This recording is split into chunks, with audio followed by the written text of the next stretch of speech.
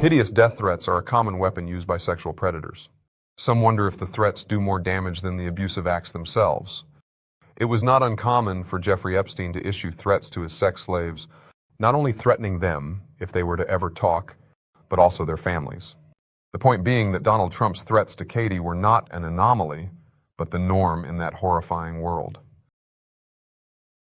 Defendant Trump stated that I should never say anything if I didn't want to disappear like Maria, a 12-year-old girl who was forced to be involved in the third incident with Mr. Trump. Maria had not been seen since Mr. Trump said he was capable of having my whole family killed. In her sworn affidavit, Tiffany Doe tells us how her life has been threatened by Jeffrey Epstein, especially now that she's speaking out. After leaving the employment of Mr. Epstein in the year 2000, I was personally threatened by Mr. Epstein.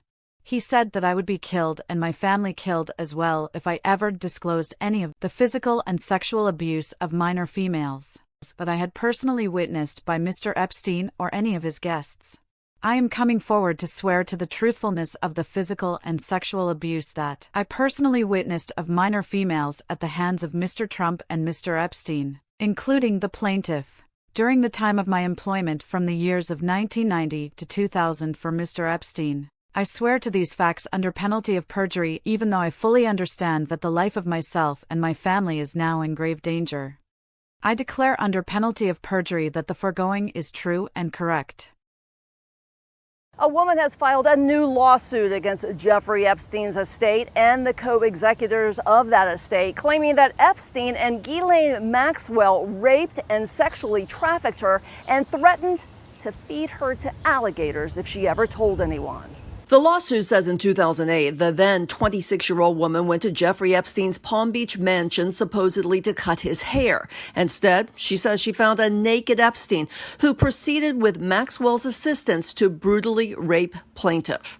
The woman says she was going to call police, but two men showed up claiming they were police and threatened to arrest and deport her and take away her 8-year-old son. The lawsuit says Epstein and Maxwell forced her to drive to Naples along the way, picking up her son, and when she kept crying, stopped at a large body of water infested with alligators and threatened to throw her in to be devoured, as they said other women had been in the past. And I went to the NYPD because the night I rolled into town in New York in my Ryder truck, I pulled up to my apartment, and Jeffrey Epstein had one of his butler's sons, Juan Alessi's son, living in there. And so all my stuff was gone, and he painted the whole place black. And so I walk into this black apartment and the phone's ringing, and it was Ghislaine, and I was terrified. And she said, "Maria, I'm going to burn your home, your life, your career's already burned, your family's going to burn, your friends are going to burn, and we're going to burn all of your art."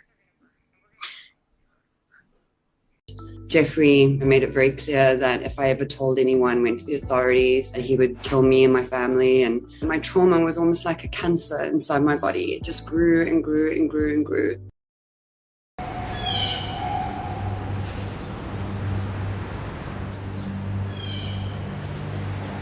It's crazy how people just walk by like it's any other building. No one notices.